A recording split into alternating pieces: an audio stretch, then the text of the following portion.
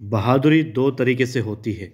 एक आपके मन में, दूसरा आपके विरोधियों के मन में, डर के रूप में। नमस्कार, मल्हार राव सूबेदार जी ने ये शब्द कहे और वाकई में दिल जीत लिया।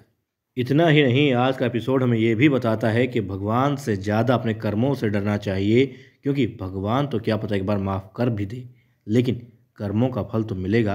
यदि गलत है तो गलत ही मिलेगा। नमस्कार, पुण्य श्लोक अहिल्याबाई शो में आज शो की शुरुआत होती है। देवी अहिल्या मालेराव के साथ में होती है और उसे समझाने के लिए वो बाहर होती हैं वाड़े से। अब मालेराव कहता है कि आप मुझे यही समझाने के लिए लेकर के आई थी, और आई साहेब, सिर्फ अच्छे मन से राज्य नहीं चलता, राज्य चलता है बाजुओं की ताकत से, तलवार से। देवी अहिल्या कहती है मन की ताकत भी ज़रूरी है और मन का साफ होना भी ज़रूरी है। तब वो कहता है कि बस मुझे आपसे ये बातें नहीं करनी, और क्या आप इन्हीं बातों के लिए लाई हैं?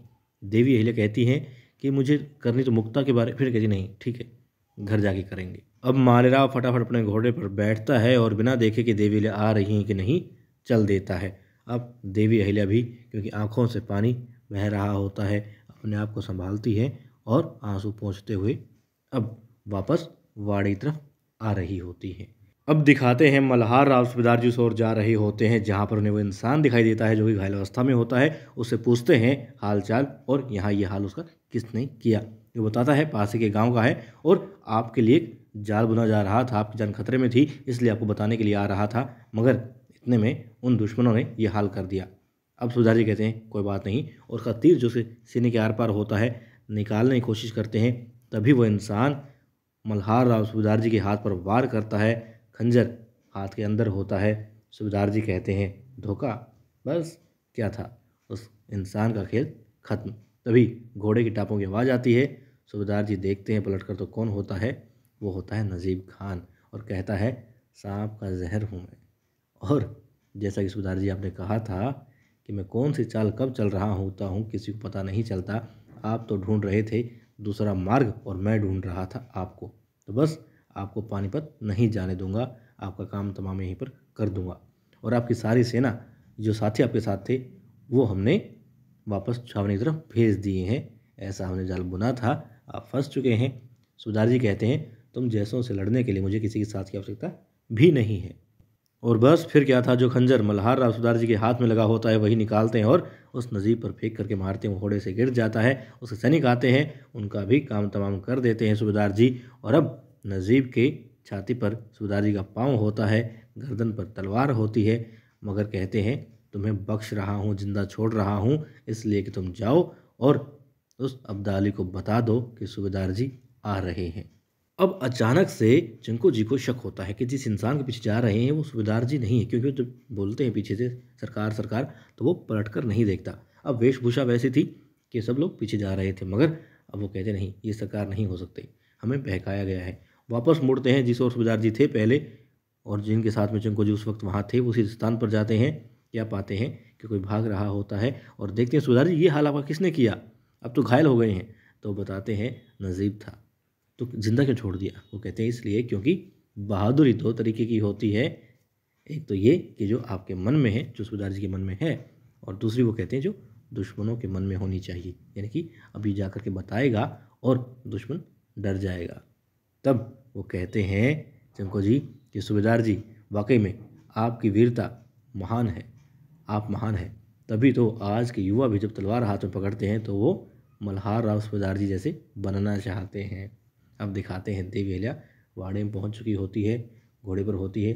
यशवंत आता है अस्तबल में, देवी अहिल्या को देखता है और घोड़ा बांध देता है। फिर पूछता है देवी अहिल्या आपको कुछ आवश्यकता है तो मुझे बताइए। वो कहती नहीं, फिर कहती है कि भ्रमण करने के लिए गई थी। अब वो कहते हैं देवी अहिल्या उसका जो काम यहाँ पर था वो खत्म हो चुका है, अब वो वापस गाँव में जाना चाहता है, उससे आज्ञा दीजिए। मगर देवी अहिल्या कहती नहीं, अभी तुम्हारा काम खत्म नहीं हुआ है। और अब दिखाते हैं खुशी से बहुत चहक रही होती हैं हरकू बाई, और पास में आती है गौतमबाई साहब, तो बताती है कि रतनगढ़ से संदेशा आया है, रतनगढ़ के सरदार के बेटे का रिश्ता हमारी मुक्ता के लिए मांग रहे हैं वो। अब वो कहती है अच्छा, ये तो बहुत अच्छी बात है, और रतनगढ़ के सरदार के बाबा साहेब सूबेदार जी के बहुत अच्छे दोस्त भी हैं संभाजी, ये तो बहुत अच्छी बात है, हमारी बेटी राज करेगी राज। ठीक है, चलो अहिल्या के पास चलते हैं, बताते हैं। अब वो लोग उस ओर जा रहे होते हैं जहाँ पर मुक्ताबाई होती है, और मुक्ताबाई कहाँ होती है? मालेराव के कक्ष में होती है, उसके बिस्तर पर बैठी होती है। मालेराव आता है, मैना से कुछ कह रहा होता है, तभी देखता है मुक्ता वहाँ बैठी हो। कहता है मेरे बिस्तर पर मत बैठा करो, उठो तुम यहाँ से। फिर कहती नहीं मैं तो यहीं बैठूंगी। फिर वो कहता है हाँ अभी बस थोड़ा सा ही वक्त है, कर लो शरारत। मालेराव कहता है बहुत जल्द तुम्हारी शादी कर देंगे और फिर तुम यहाँ से चली जाओगी, तो ठीक है। अब वहाँ पर आ जाती हैं कौन? गौतम भाई साहब और हरकूबाई भी साथ में होती हैं और बताती हैं सबको ये खुशखबरी कि किसका रिश्ता आया है मुक्ताबाई के लिए। सब लोग खुश होते हैं, मुक्ताबाई भी खुश होती है और कहती है हमारी बेटी राज करेगी। अब मालेराव कहता है कि राज तो करेगी, मगर क्या देवी अहिल्या इस बात के लिए मानेंगी? वो कहती क्यों नहीं मानेंगी, वो आई है इसकी। तब वो कहता है कि वो ऐसा ही करती हैं। अब गौतम साहब समझाती है, उसे बताती है कि तुम्हारी शादी मालेराव, तुम्हारी शादी मैनाबाई के साथ में उनके आशीर्वाद से ही हुई है, उनके कहने से ही हुई है, तुम ये बात मत भूलो। अब ठीक है, वो कहती हैं अहिल्या को बुलाओ और मेरे कक्ष में ले आओ। सब लोग वहीं जाते हैं कि वहीं देवी अहिल्या को बताया जाएगा। अब वहाँ पर मालेराव को छोड़ जाते हैं। मालेराव विचार कर रहा होता है, क्या विचार कर रहा होगा? जाहिर सी बात है कुछ ना कुछ यूँ ही उसके मन में आ रहा होगा। खैर अच्छा भी सोच सकता है, लेकिन अब दिखाते हैं देवी अहिल्या सोच रही होती है, बात कर रही होती है खंडेराव होलकर के साथ में, उनकी मृदंग के पास में होती है और सारी बातें बता रही होती हैं कि मालेराव की शादी हो गई है, मुक्ता के लिए भी मतलब कि योग्य वर देख लेना चाहिए, वो भी शादी लायक हो गई है। और बहुत सारे काम देवी ने किए हैं इस बीच में, इस उनके खंडेराव के पीछे, मगर हमेशा लगा कि उनका साथ ही। अब आ जाती है वहाँ पर हरकूबाई और कहती है खंडेराव को याद कर रही हो? कहती याद क्या, वो तो हमेशा मेरे साथ है, हर हार में हर जीत में मेरे साथ ही तो है। तो कहती है हाँ चलो एक बात है जो तुमसे करनी है, वो तुम्हारे साहिब करना चाहती है, तुम्हें अपने कक्ष में बुलाया है। वो कहती है हाँ मुझे भी बात करनी थी। वो कहती है बहुत खास बात है, जल्दी आना। ठीक है आप चलिए मैं आती हूँ। अभी हरकूबाई वहीं होती है, एक सैनिक आता है, देवी उसे एक संदेश देती है, कहती है ये बाबा साहेब तक जल्द से जल्द पहुंचा दो और जवाब लेकर के ही वापस आना जल्द से जल्द। ठीक है। अब हरकूबाई भी चली जाती हैं, देवी अहिल्या भी जा रही होती हैं अब कुतुब साहिब के कक्ष में। बाकी सब लोग वहीं इकट्ठे होते हैं, मुक्ता मालेराव भी वहीं होते हैं, रखमा भी पहुंच चुकी होती है। अब वो कहते हैं किसी को बताना मत, मतलब कुछ ऐसा नहीं लगना चाहिए कि हमें यहाँ पर कुछ हुआ है।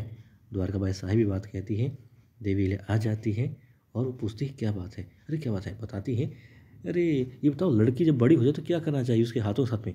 देवी कहती हाथ पीले। कहती हाँ तो हाथ पीले करने का वक्त आ गया है मुक्ता का।